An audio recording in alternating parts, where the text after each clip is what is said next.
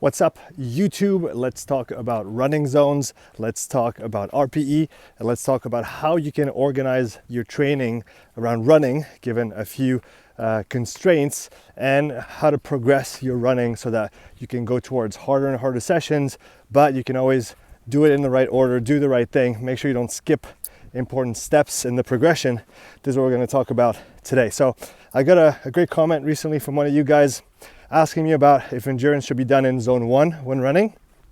So first, I want to start defining the training zones and then also addressing other points that he mentioned: progressive runs between zone 2 and zone 4, strides, high intensity sessions. So we'll try to cover as much as possible and make it as useful as possible here. And as always, if you have more questions, please leave them below. Always looking for good ideas for new content for you guys. So training zones. We're going to work on a 5-zone model. What does this mean? It means that zone 1 and 2 are going to be considered low intensity. Zone 3 and 4 are going to be considered medium intensity, and zone 5 is going to be considered high intensity. Now, in the comment, there was some notions about heart rate and heart rate reserve. I think heart rate is a great metric to look at when you're running. Gives you a lot of quality information. But it can also be influenced by a lot of outside factors: stress, fatigue, temperature, and amongst other things. So what I like to do is not just take heart rate as a measure of intensity, but also use RPE. RPE being the rating of perceived exertion, essentially how hard you're working. And we can easily apply the RPE notion to the zone model, and this is how I would structure it.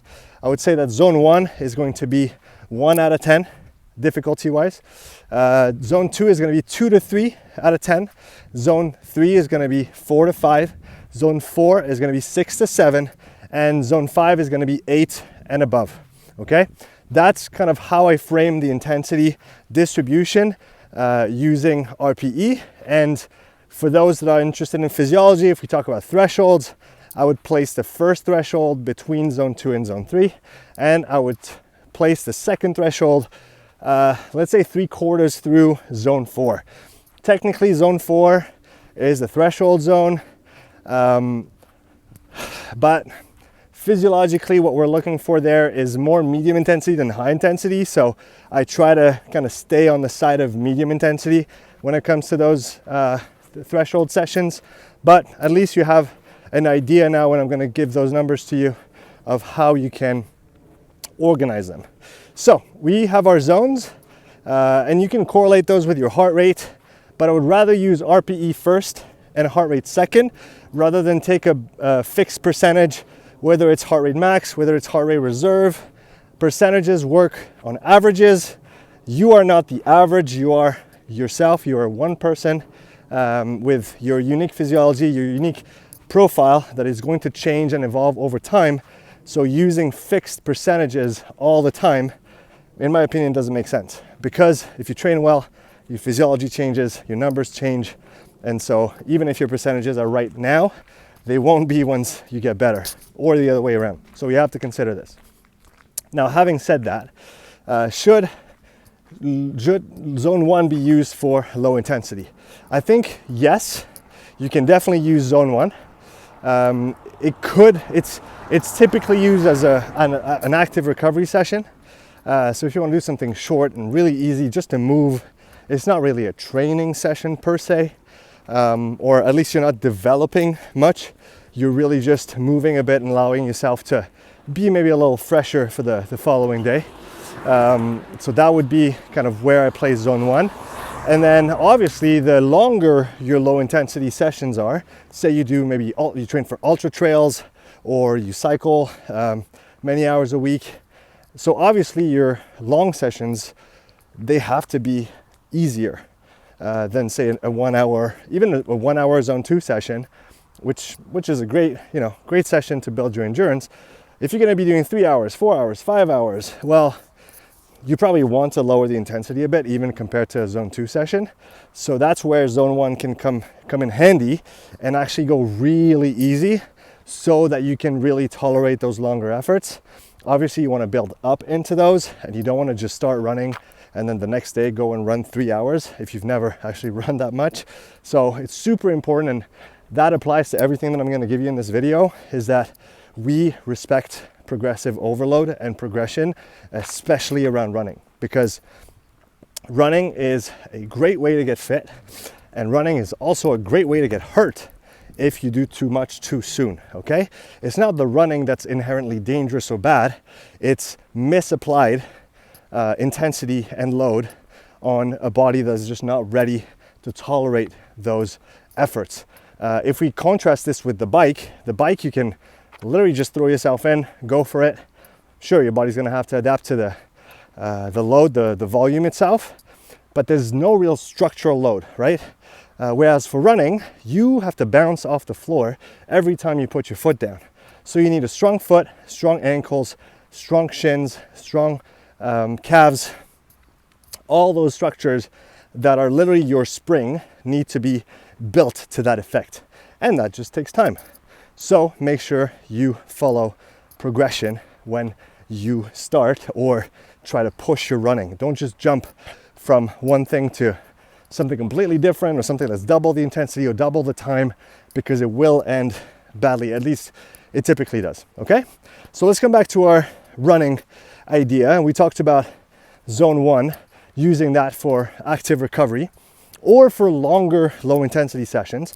I think both of those apply really well. Zone 2 I would use as your kind of main staple low intensity session. It might be 2 sessions a week, it might be a lot more if you train very frequently. The idea of number of sessions is always going to be dependent on how much you train total, okay? And to give you an idea, and let's stick with running to just keep it easy. If you were to run 5 days a week, I would say that 2 of those sessions could be intense sessions, meaning they could be medium or high intensity, depending on the phase, depending on your needs, etc., etc. But then the rest would be low intensity. Maybe 2 of them would be low, and then 1 would be zone 1 as a longer low intensity session, again, if you can already tolerate that amount of volume. Now, say you run 3 days a week, well, maybe you got 1 intense session and 2 low intensity sessions. Just build up gradually, and usually frequency is going to be better than just doing a whole ton at once, especially with running, with the impacts we talked about before. So don't be afraid to have shorter sessions at first, and also don't be afraid to start with the low intensity before you go into the intensities beyond zone 2, because that's also where you're going to build the structural capacity and resilience to tolerate those harder sessions afterwards. Super important. So we got zone 1, we got zone 2 covered, and we have an idea that we want maybe 1 to 2 intense sessions in the week, depending on how many sessions we train week after week. Now let's go into the progressive runs that this comment talked about. So progressive run, that's great. Start in zone 2, and then throughout the session, maybe over 30 minutes, 40 minutes, 50 minutes, depending on your level of fitness, depending on what you're trying to achieve, you're just going to progressively increase your pace from that zone 2. So maybe a 2 out of 10, starting nice and easy with a little warm up, and then just building up. And you could, for example, say, okay, every 10 minutes, I'm going to push 1 RPE. So you start at 2.5 for 10 minutes, then you go 2 out of 10 for 10 minutes. Then you would go to 3 out of 10 for 10 minutes, then 4 out of 10 for 10 minutes, and you just keep building like that. And by the end of it, if I can count in my head while I talk, 2, 3, 4, 5, 6, 7, you have an hour. You have a nice hour progressive run session. If an hour seems like a lot of running for you right now, well, maybe you use 5 minutes or 6 minutes increments, and you work progressively from that low to that medium intensity. So we got those progressive runs in. You could also structure some tempo, zone 3, or threshold, zone 4 sessions in there. For me, the main difference between tempo and threshold, zone 3 and zone 4, is the duration and the intensity. But physiologically, it's the same session. And yes, there are caveats. If we want to go into details, we could say that, for example, a Norwegian threshold session, which has typically fairly short intervals and repeated many, many times, say 15 or 20 times 400 on 1 minute rest, very typical Norwegian threshold session. Well, mechanically, it's run at high intensity. but physiologically the goal is to stay in a stable internal state. So it is medium intensity still, right? So Norwegian threshold is kind of on the edge because from a speed standpoint and a mechanical standpoint, it's high intensity running, but physiologically it's a medium intensity session. And going back to what I was saying between zone 3 and zone 4, it's the same session. Zone 3 is just going to be a little easier in terms of intensity, but a little longer, and vice versa. The threshold is going to be a little shorter and a little bit more intense. Very basic example, you could do 3 times 12 minutes RPE, 4.5. That's a tempo session. And you could do, if we do 12 minutes, you could do 3-minute walk or zone 1 active recovery in between. And threshold, we might look at a 3 or 4 times 6 minutes RPE, 6.5, right? Very basic, very simple. And why do I talk in time and not in distance? Because time is a lot easier to work with because it normalizes everything. If I tell you to run 1,000 meters and I run 1,000 meters and a third person of a really high level runs 1,000 meters, our time's going to be different. And it's actually the time that dictates how your body reacts to things, not the distance itself. So thinking in time is a lot easier when it comes to structuring intervals. So that covers the progressive runs and the medium intensity sessions. And then finally we have the high intensity sessions, the HIIT training, the VO2 max training, whatever you want to call it.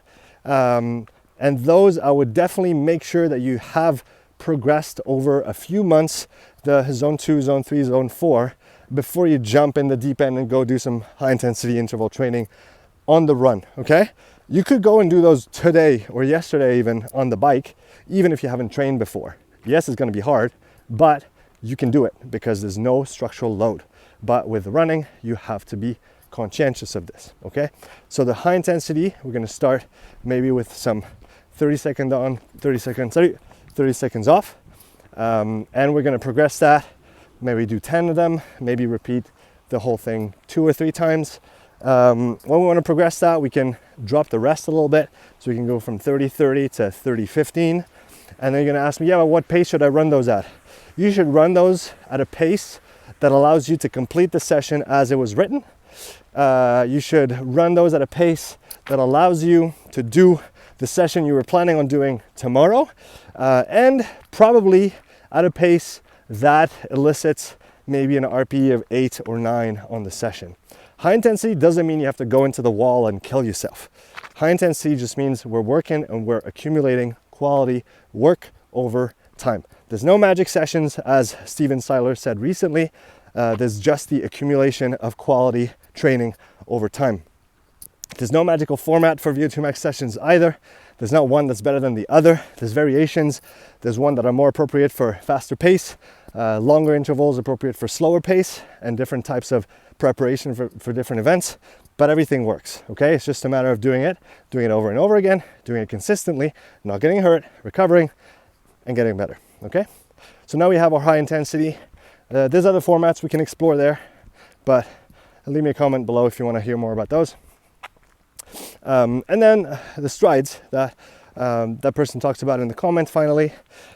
Strides, which are a great way to build a little bit more of that spring, okay? They're ideally done on a slight uphill. It's more forgiving on the hips and on the hamstrings, even if you increase the speed a little bit. But it's a really good way to hone in your running technique and to build a bit more of that spring, be a bit more explosive, and also expose yourself in small doses, because we're doing maybe 100 meters, 60 meters, 70 meters, 80 meters. Also exposing yourself, micro-dosing that high intensity or sprint type running, okay? Because you don't want to start by doing 5 kilometers total of sprinting the first day you sprint, okay? That would be a bad idea. So we can start with those strides, and those are good to keep in the training maybe once a week. They can even be done before an easier run or before an interval session. It depends how you structure your training, but you can definitely place those in so that you keep a bit of that neuromuscular activity as well, that recruitment of bigger motor units, bigger muscle fibers, and really hit the whole spectrum. So, and Strides, I would say, fall more in the very high intensity category that doesn't necessarily exist on the 5-zone model. That would be kind of 5 plus, or whatever we want to put after 5, if we want to put a 6th one, maybe to be a little extravagant. But otherwise, yeah, it's not technically high intensity, and you'll feel it in the fatigue that it generates. We talked about RPE, you're familiar with it now. High intensity session, typical RPE of 8 to 9, but with strides, the RPE might be 4, 3, 5 maybe if they're long and the rest is a little too short. But they're not hard per se, but they are intense from a standpoint of the speed that you're going to hold, the pace that you're going to hold relative to your max, okay? So I think we've covered quite a bit of ground in those last 15 minutes. We talked about training zones, RPE associated to zones, the structure and the utility of the different sessions within a training plan. So I'm pretty happy with that. You let me know what you think in the comments, and look forward to making some more videos for you. Shoot me some ideas and I will make them. Happy New Year to you, and I'll see you in the next video.